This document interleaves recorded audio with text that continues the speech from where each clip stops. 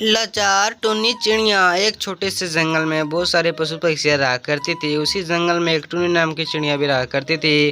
टुन्नी चिड़िया की अभी नई नई शादी हुई थी। वहीं और दुर्गा माँ की एक बहुत बड़ी भक्त भी थी, मगर उसके ससुराल वाले लोग उनको बहुत ज़्यादा परेशान किया करते थे। उसके ससुराल में उनकी टूना पति और उनकी सास टोनी भी बहुत ज़्यादा सताती थी।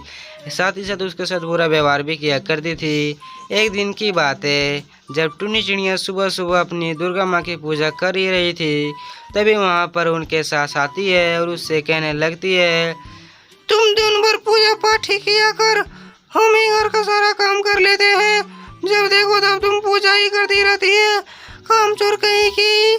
तभी यह कहकर वह काम करने लगती है। तभी वहाँ पर उसका पति टूना आ जाता है और माँ को काम कर वो बोलता है, तुमसे घर का काम भी नहीं होता है क्या? यहाँ पर खाने आई हो क्या? ऊपर से काम भी नहीं करती है और माँ और उससे पूजा पाठ करवा लो, उससे कुछ होता ही नहीं है क्या? यह कहकर टुनी चिड़िया को एक दो थप्पड़ मार देता है। फिर वो टुनी चिड़िया वहाँ पे रोने लगती है और फिर वो कहती है, मैं अभी घर का काम सारा करने ही वाली थी, लेकिन मैं पूजा कर रही थी। पूजा करके घर का सारा काम कर देती हूँ। पहले तुम घर का काम किया कर, तब पूजा पाठ करना, वरना मैं तुझे एक दिन फिर पीटूंगी। तभी ये कहकर वहाँ से चला जाता है उसका पति। फिर यह उसका सास बोलती है, तुम जल्दी जाओ खाना वरना वरना एक दिन और पिटवाऊंगी मैं तुझे। फिर वहाँ से उसकी सास बोल चल के वहाँ से फिर चला जाते हैं। फिर तभी वहाँ पर टुनी चिड़िया बहुत ज़्यादा रोने लगती है और रो रो कर वह सोचने लगती है, मेरे घर वाले तो मुझसे सही से बात भी नहीं करते हैं, मेरे पति भी मुझसे बात नहीं करते हैं। दुर्गा माँ की पूजा करती हूँ, लेकिन इतने लोग में पूजा दिक्कत होने लगती है। उसे क्या कहते हैं समझ नहीं हुआ, समझ में क्या करूँ। यह कहकर टुनी चिड़िया फिर से अपना घर सारा काम करने लगती है। लेकिन टुनी दुर्गा माँ को बहुत बड़ी भक्त होने के खाना खाने से पहले दुर्गा माँ को भोग लगा लिया करती थी, तभी उसके बाद ही कुछ खाती थी। वो भोजन करने के बाद अपने सास पति को भोजन देने चला जाता है। खाना देने के बाद वहीं जब वो खाना खा रहा था, तभी उसको याद आता है, अरे कल से तो नवरात्रि है, क्यों ना 9 दिन की व्रत रखा जाए।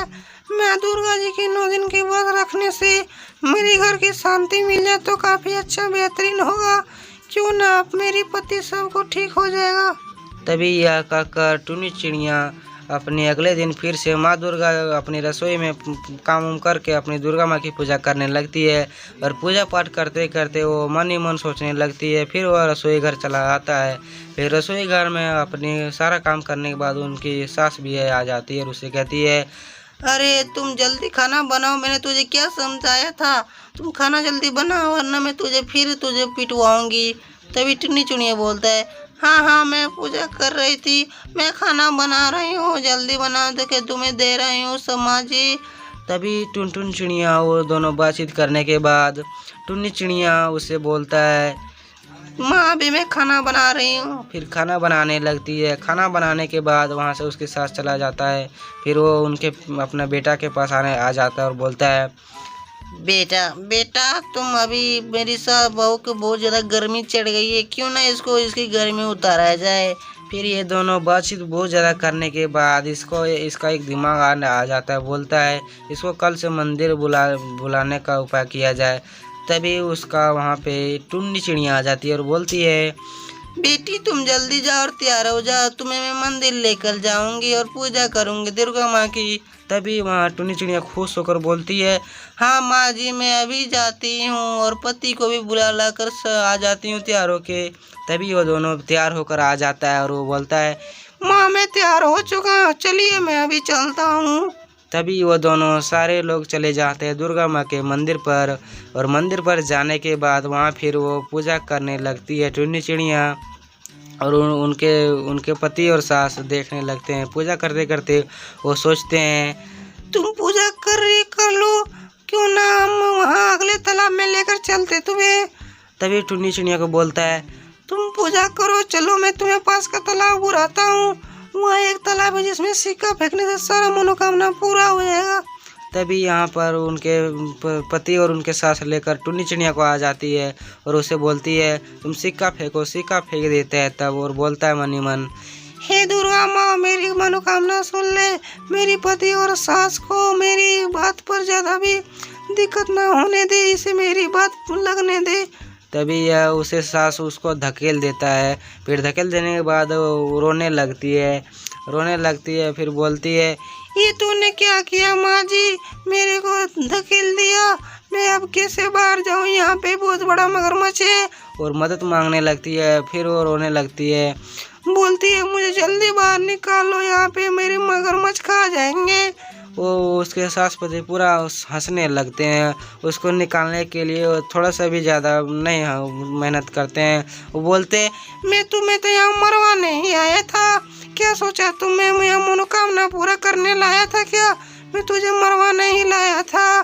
तभी ये दोनों पति पत्नी पूरा हंसने लगते हैं और मन ही मन टुन्नी चिड़िया मदद मांगने लगते हैं। लेकिन कोई मदद न मिलने के कारण वहाँ पर उनके दुर्गा माँ आने के लिए उसको पुकारने लगते हैं, हे दुर्गा माँ आप ही बचाइए, हे दुर्गा माँ आप ही बचाइए। ये दोनों पूरा हंसने लगते हैं और तभी टुन्नी चिड़िया वहाँ पे दुर्गा माँ को बुला लेती है और दुर्गा माँ वहाँ पे बोलता है। फिर दुर्गा माँ उसको वहाँ से तालाब से बाहर कर देता है और बोलता है उसके सास, प्रणाम दुर्गा माँ, मैं आपके दर्शन पाके धन्य हो गया।